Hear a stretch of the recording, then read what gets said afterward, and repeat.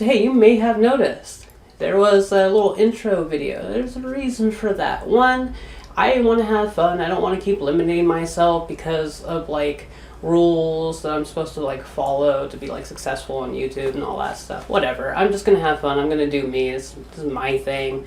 You know, I share it with you, but it's still coming through me, so I have to enjoy it. And two, we're going to talk about music, why music is a vibrational set point, and how that really matters in your day-to-day, daily life. Also, at the end of the video, I have I have a track that I made on Soundtrap. It kind of showcases what I'm talking about, and I'll have that timestamp down below if you like it and you want to come back and listen to it later or whatever. You'll be able to do so. Also, be patient with me while I try and rearrange things and kind of figure something out for my room that's like nice to look at on video. I have like a name branded on my wall. I don't even go by it anymore. Wasn't really expecting that to happen, although it should have.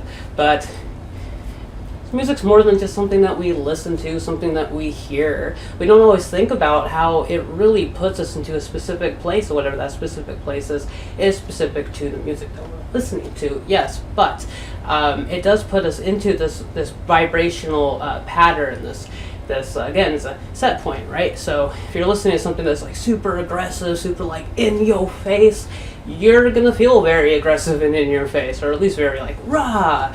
And that's, you know, good sometimes. Sometimes you need to like ground yourself in that. It's like you take your power back. That's why punk rock for me when I was younger was so important. But more than that, it could do a lot of damage, and it could have a lot of benefits. So if you're listening to something that's like real calm, real relaxing, real chill, you might after a while start feeling real calm, real chill, real relaxing. I forgot to breathe. I haven't like stood up and done a video before ever in my life. It's so fun. I enjoy it. That's great.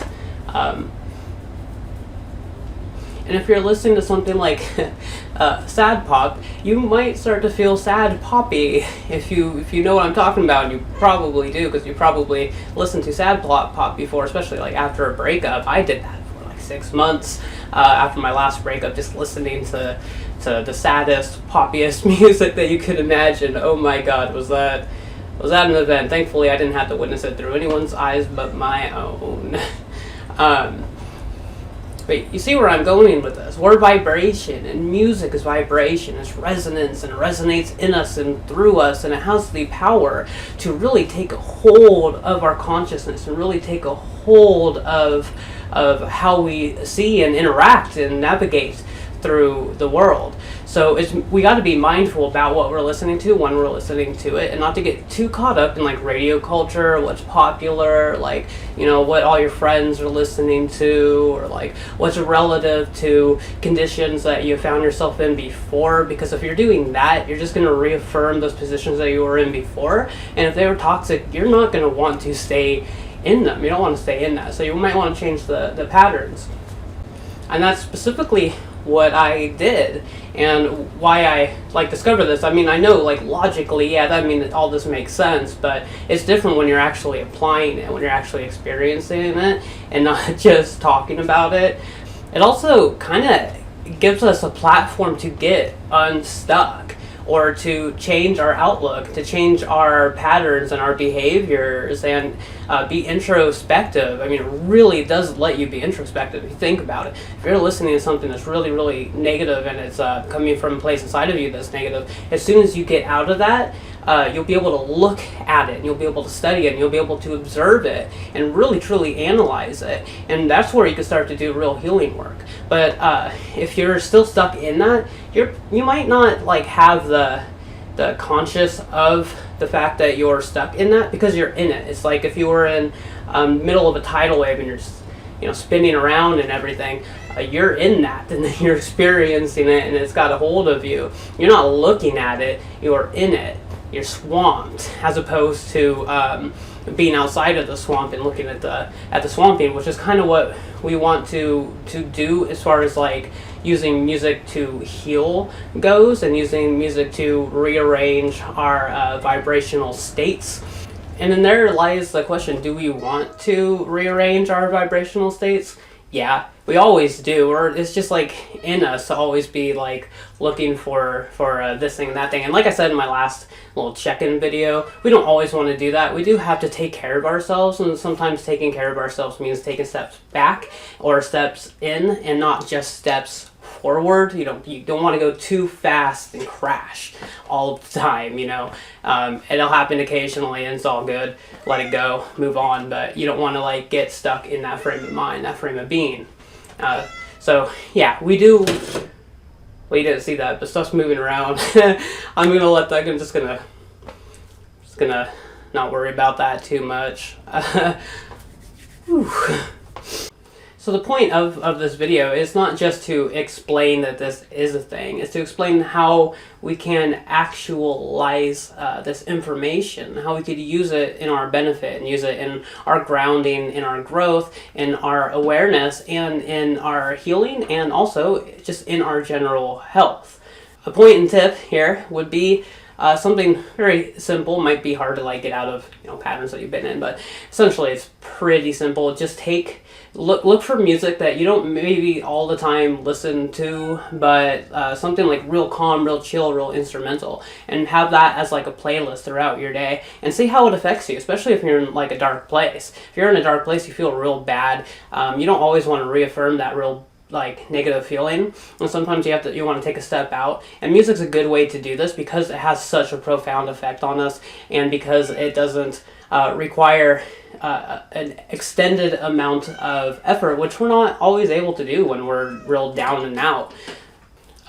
More than just this, music it's like a language. I've always been real drawn to it, and the reason being is that it's kind of like the soul speaking through the body without the hindrance of the brain filter. So occasionally, I've been playing music for a very long time, and there have been points where people have like come up to me or my friends who like just coincidentally, not really, are always playing music as well, and people ask, how can I do this? I have a real hard time playing this, and what I tell them is just close your eyes and just play whatever. Don't worry about the science behind it. Don't worry about if you're doing something wrong or right, because you're not really ever doing anything wrong with music, are you? When you're creating it, you're just speaking, right? You're talking through your soul. So I just tell them to close their eyes and to feel the music itself, and to just let it out, let it through. This is because it's kind of like I said, it's our soul talking. It's like spirit manifesting itself through language, and a way that spirit does that is through tones and notes and vibrations. And this reaffirms how vital the music that we listen to is to our well-being. And if you don't believe me or you want to challenge this, that's great, but maybe take some time out of your day to apply what I'm talking about. In fact, you could apply that at the end of this, which is where I kind of did the same thing. When I create music, I'm not trying to make it sound a certain way, otherwise it just gets really frustrating. It's just too convoluted, too out of place, too chaotic. And so I like to make it like a concert and like a symphony of voices, like language, like somebody talking to someone else, like that kind of language, like very direct. And this also means that music has the potential to awaken us, to bring us out of a state of consciousness that is like rooted in fact of the matter, physical stuff, because even though vibration does have a physical influence, it does have a physical play, it also is very non-physical. You can't necessarily just hold it in your hand. You could hold something that creates music, but music itself is basically invisible, right, to the naked eye. But it's absolutely not invisible to the spirit. It's not invisible to our consciousness. Our consciousness grasps this, and it does more than just speak through it. It's a whole relationship between spirit and self, your physical self, your human self. It's a combination of your spiritual experience and your human experience. So I'm gonna play the track for you now. I'm gonna put it into the video, and you're gonna listen to it, maybe, hopefully, please.